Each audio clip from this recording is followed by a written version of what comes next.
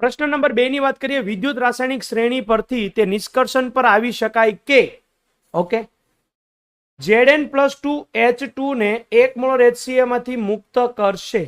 અરે ભાઈ Zn+2 નહીં, ZnHCl માંથી એને મુક્ત કરી શકે, કારણ કે આ થઈ જાય ZnCl2 અને H2. તો ભાઈ Zn નહીં, Zn+2 હોવું જોઈએ, એટલે પહેલું વિધાન ખોટું છે. Ag ધાતુ Zn+2 સાથે સ્વયંભૂ રિએક્શન કરશે.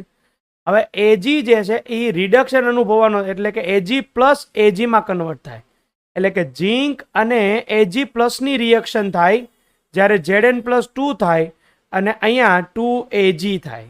બરાબર છે? તો આ પણ વિધાન કેવું છે? ખોટું છે. ઝીંક ધાતુ H2 ને 1 મોલ HCl માંથી, યસ, આ લખી વિધાન, તો આ વિધાન સાચું છે. ઓપ્શન નંબર સી તમારો સાચો જવાબ. Ag ધાતુ H2 ને 1 મોલ HCl માંથી નહીં મુક્ત કરી શકે. બરાબર, તો અહીંયા આ રિએક્શન નહીં થાય, એટલે અહીંથી તમને ખબર પડે ક્યાં રિએક્શન થાય ને ક્યાં ન થાય. બરાબર છે? પણ H2 જે છે એ આને દૂર કરી શકે AgCl માંથી. Ag પ્લસ છે જે રિડક્શન અનુભવ છે અને પરિણામે Ag નીકળી જશે અને અહીંયા બની જશે HCl. રેડી? તો ઓપ્શન નંબર 3